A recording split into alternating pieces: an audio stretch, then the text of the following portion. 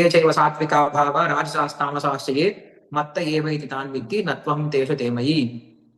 அதே போல இந்த உலகத்துல பார்த்தோம் அப்படின்னா மக்கள் எல்லாருமே 3 விதமான பாவனைகள் எடுத்துட்டு இருக்காங்க. என்ன 3 விதமான பாவனைகள்? ரஜோகுணம், தமோகுணம், சத்வகுணம் அப்படின்ற 3 விதமான உடல்ல 3 விதமான பாவனைகள் வாழ்ந்துட்டு இருக்காங்க. இந்த முக்குணங்கள் அப்படின்னு சொல்றோம் இல்லையா, இந்த முக்குணங்களும் என்னுடைய சக்திகள் தான் வருது, எல்லாமே என்னை சார்ந்துதான் இருக்கு, எல்லாமே என்னுடைய தோன்றியது தான் இந்த முக்குணங்களும் அப்படின்னு சொல்றேன். இந்த முக்குணங்கள் என்ன வருது? ஒன்று, நம்முடைய புலனுணர்ச்சி பொருட்கள் தோன்றுது. சப்த ஸ்பர்ஷ ரூபரச கந்தங்கள் தோன்றுது சத்துவகுணத்திலிருந்து. அதுக்கப்புறம் நம்முடைய ரஜோகுணத்திலிருந்து நம்முடைய பொருட்கள் எல்லாம் தோன்ற ஆரம்பிக்குது.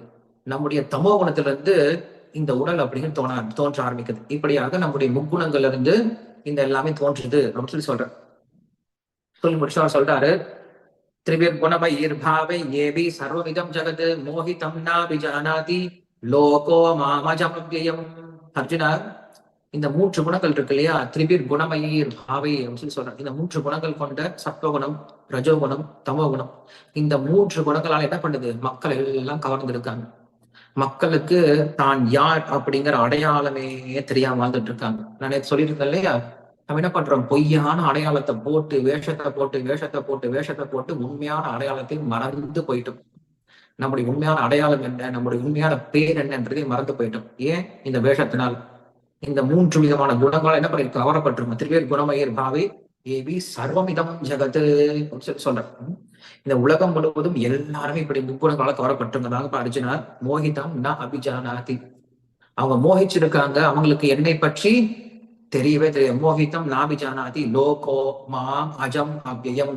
நான் எப்படி பிறப்பற்றனா இருக்கேன், நான் எப்படி மாற்றம் இல்லாதவனா இருக்கேன்னு சொல்லிட்டு அவங்க யாருக்குமே தெரியறது கிடையாது. இந்த 3 குணங்கள் அப்படிங்கிறது எல்லா இடத்துலயும் இருந்துட்டு இருக்கு. இந்த உலகத்துல எல்லாம் முக்குணங்களால் ஆக்கப்பட்டு நாம் சாப்பிடக்கூடிய உணவுல 3 குணங்கள் இருக்கு. சத்வகுண உணவு, ரஜோகுண உணவு, தமோகுண உணவு இருக்கு. நாம் போடக்கூடிய உடையில இந்த முக்குணங்கள் இருக்கு. நம்முடைய கேளிக்கையில, நம்முடைய வீட்டுல, நம்மள போடக்கூடிய ட்ரெஸ்ல எல்லாத்துலயும் என்ன இருக்கு? இந்த 3 குணங்கள் அப்படிங்கிறது அடங்கி இருக்கு. இந்த 3 குணங்கள் இல்லாம எதுவுமே கிடையாது. ஆனா பகவான் எப்படி இருக்காரு? இந்த முக்குணங்களுக்கு அப்பாற்பட்டு இருக்க சொல்லி சொல்றாரு. அகிலஹய பிரத்தனீகத்துவம் அனந்த கல்யாண குண பரிபூர்ணத்துவம் சக்கியாத்தும் நைவ சப்னமக குணாம்ச தோஷாம்ச சாங்கினக அப்படின்ட்டு ராமராஜர் சொல்ற. பகவானுடைய குணங்களை எண்ணவே முடியாது, பகவானுடைய தோஷங்களை எண்ணவே முடியாது. ஏன்னா குணங்களும் அளவு கடந்து இருக்கு, தோஷங்கள் இல்லவே இல்லாமல் எண்ணவே முடியாது அப்படின்னு சொல்லி சொல்றோம். ஸோ இப்படியாக பகவான் இந்த முக்குணங்களுக்கு அப்பாற்பட்டவரா இருக்காரு. பகவானுக்கு வேற நல்ல குணங்கள்லாம் இருக்கு.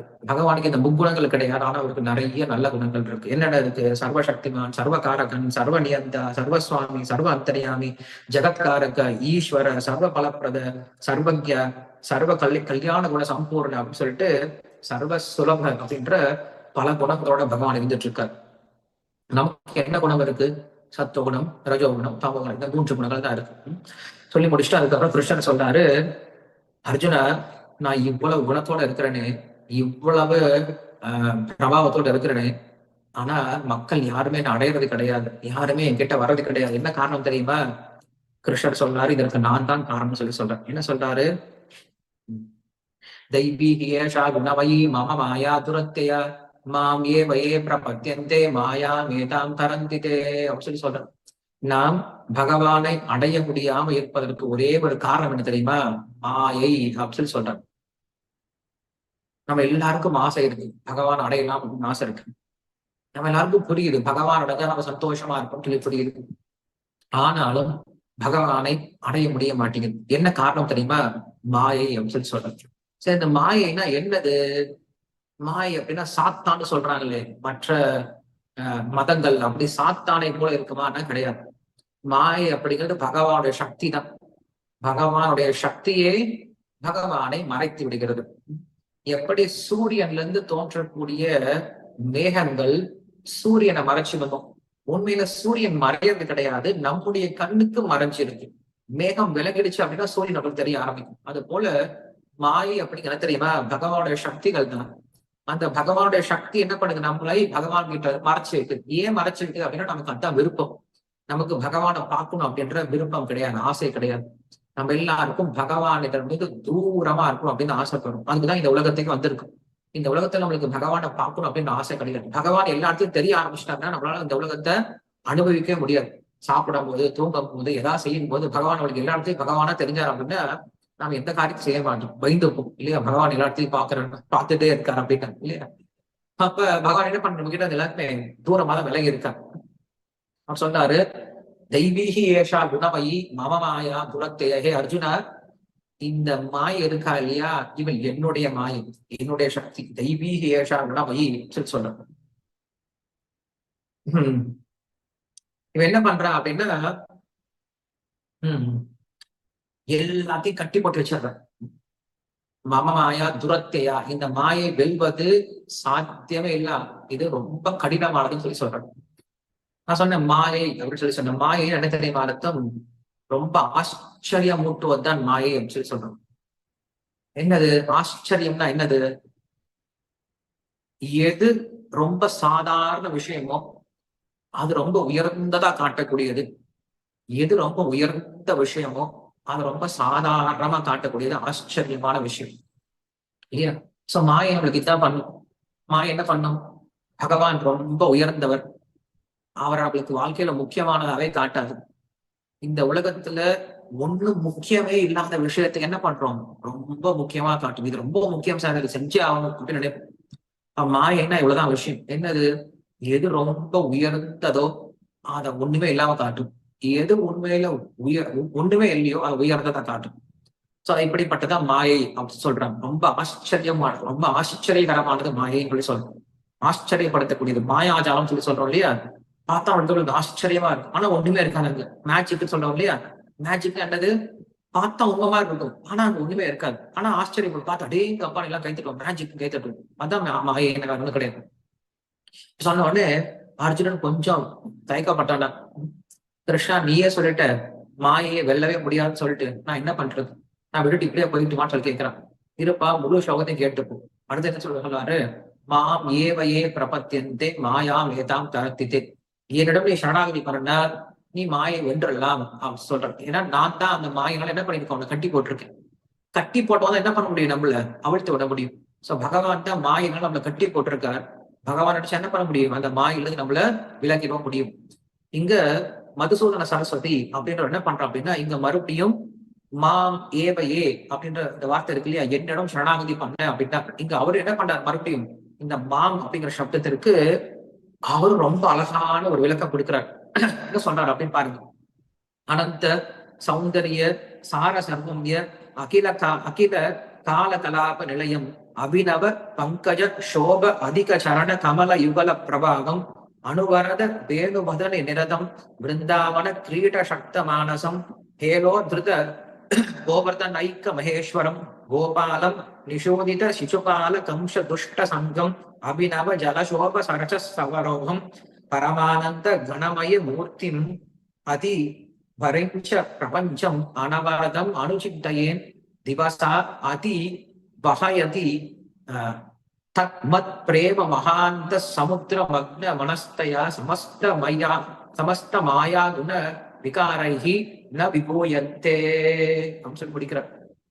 இப்படி நீங்க பகவானை ஆலோசனை பண்ண ஆரம்பிச்சீங்க அப்படின்னா மாயை உங்ககிட்ட இருந்து ஓடியே போயிடும் சொல்லி சொல்றாரு. ரொம்ப பெரிய அர்த்தம் கொடுக்குறாரு. என்னன்னு சொல்றது? நம்ம எல்லாருக்கும் இந்த உலகத்துல ரொம்ப அழகான விஷயத்த பார்க்கணும் அப்படின்னு ஆசை சொல்றாரு. அனந்த சௌந்தரிய சார சர்வம், இந்த உலகத்தில் இருக்க எல்லா அழகையும் நம்ம வந்து சாரமா எடுத்து பார்த்தாலும் கிருஷ்ணனுடைய ஒரு துளி அழகுக்கு ஈடாகாதான். அப்படி அழகான ஒருத்தர். அதே போல கலாப நிலையம், அகில கலாப நிலையம், அவருக்கு எல்லா விதமான கலையும் தெரியுமா? அவருடைய சரணத்தை பார்த்து அவருடைய காலை பார்த்துட்டு தாமரை கூட வெக்கி போயிடுமா. ஏன்னா தாமரை இருக்கக்கூடிய அந்த சிகப்பு தன்மை பார்த்தோம் அப்படின்னா பகவானுடைய சிகப்பு தன்மையை பார்த்து தோத்து போயிடுமா. ஐயோ, இவன் பகவானுடைய பாதம் என்ன இவ்வளவு சிகப்பா இருக்கு அப்படின்னு சொல்லிட்டு தாமரை கூட வெக்கி போறக்கூடிய அளவுக்கு அவருடைய கால் அப்படி தாமரை வந்து அவ்வளவு சிகப்பா இருக்குமா. அதே போல அந்த புல்லாங்குழல் எடுத்து வாசிக்க ஆரம்பிச்சிட்டாங்கன்னா கோபியர்கள்னா கிருஷ்ணா வேணாண்டா புல்லாங்குழல் வாசிக்காதான்னு சொல்லி சொல்றாங்க. காரணம் என்ன தெரியுமா? வீட்டுல ஒரு வேலை நடக்க மாட்டேங்குது, நீ பாட்டு புல்லாங்குழல் வாசிச்சிடுற, என்ன பண்ற? எல்லாத்தையும் விட்டு உட்காந்துக்கிறேன், உன்னுடைய புல்லாங்குழல் கேட்கறது உட்காந்துக்கிறோம். என்னால புல்லாங்குழல் வாசிக்காதுன்னு சொல்லக்கூடிய அளவுக்கு அவ்வளவு அழகான ஒரு புல்லாங்குழல்.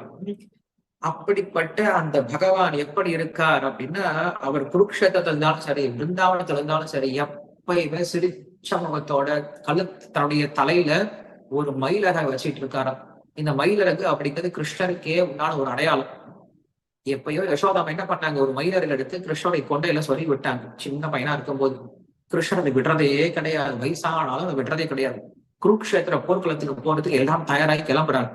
எல்லாரும் என்ன பண்றாங்க, அவங்கவுங்க பெரிய கவசத்தை எல்லாம் போட்டுக்கிட்டு, வில்லம்பெல்லாம் எடுத்துக்கிட்டு, கதை வாள்லாம் எடுத்துக்கிட்டு கிளம்ப ஆரம்பிக்கிறாங்க.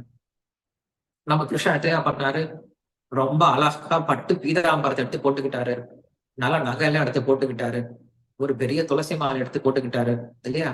கடைசியில போகும்போது மயிலறை இருந்துச்சான், யசோதாவை கொடுத்த அந்த மயிலறை இருந்துச்சான், எடுத்து தலையில வச்சுக்கிட்டு அவர் போயிட்டே இருந்துட்டு. கிருஷ்ணனுக்கு வேற ஒண்ணுமே தேவையில்லை, இது போதும், சண்டைக்கு தான் போறாரு, ஆனா இது போதுமா கிருஷ்ணனுக்கு. ரொம்ப ஜிலு ஜிலு ஜிலு ஜிலு போய் சேர்றாரு. எல்லாரும் அவங்க எல்லாம் சம்சாரம் அப்படின்ற சாகரத்தை எரிஞ்சிட்டு இருக்காங்க, இந்த போர் அப்படின்ற விஷயத்த எரிஞ்சிட்டு இருக்காங்க. கிருஷ்ணன் ரொம்ப கூலா போறாரு. அதான் இங்க சொல்றாரு, இப்படிப்பட்ட என் மேல நீ பக்தி செய்ய ஆரம்பிச்சிட்ட அப்படின்னா உனக்கு இந்த மாயை அப்படிங்கிறது நிக்கவே நிக்காது அப்படின்னு சொல்லி சொல்றாரு. ஒரு பெரிய காட்டு தீ, அந்த காட்டு தீக்கு நடுவுல பார்த்தோன்னா எல்லா மிருகங்களும் எரிஞ்சுக்கிட்டு இருக்கு. அப்ப அங்க ஒரு நடுவுல ஒரு சின்ன குளம் இருக்கு, அந்த குளத்துல தண்ணி இருக்கு. ஒரு யானை என்ன பண்ணுது அப்படின்னா குடு குடுன்னு ஓடி போய் அந்த குளத்துல போய் இறங்கிடுது. குளத்துல இறங்கிச்சுன்னு வச்சுக்கோங்களேன், சுத்தி பார்த்தா தீ பிடிச்சிருக்கு, ஆனா யானை மட்டும் எப்படி இருக்கு, குளத்துல ஜிலு ஜிலு ஜிலுன்னு இருக்கு. மறுபடியும் அந்த அந்த யானை தண்ணில இருந்து வெளில போகணும்னு தோணுமா, தோணவே தோணாது. அடேங்கப்பா எங்கேயும் இருந்துக்கலான்டா, வெளில போனா எரிஞ்சிடும்னு சொல்லி அது போல இந்த மொத்த பௌதிக உலகம் அப்படிதான், சம்சார சாகரம் அப்படின்னு சொல்றோம். எப்ப பார்த்தாலும் ஒரே சோகமும் மோகமும் அடிதடியும் கவலையுமா தான் இருக்கும். ஆனா யார் ஒருவன் பக்தியில இருக்கானோ, அந்த பக்தியில் இருக்கக்கூடிய அந்த சமயம் எப்படி இருக்காங்க, ரொம்ப ஆனந்தமா அமைதியா ரொம்ப சந்தோஷமா இருக்கும். அதனால ஒருவன் பக்திக்கு வந்துட்டான் அப்படின்னா மறுபடியும் இந்த பக்தியை விட்டு வெளியில போகும் அப்படின்னு சொல்லிட்டு அவனுக்கு தோணவே தோணாது. எதுக்கு போவான், அவன் முட்டாளா இருந்தாலும் போயிடும், முட்டாளா அதை விட்டு போயிடும், வச்சு எனக்கு வேணாம்னு சொல்லி போயிடும். கொஞ்சம் புத்தி இருக்க கூட புரிஞ்சுப்பான், இந்த பக்தியில எவ்வளவு சந்தோஷம் எவ்வளவு ஆனந்தம் இருக்குன்னு சொல்லி புரிஞ்சுப்பான். அப்படின்னா சொல்றாரு, இந்த மாயை அப்படிங்கிறது என்னுடைய பக்தனுக்கு இல்லவே கிடையாது, அதை விட்டு விலகி போயிடும் சொல்லி சொல்றாரு.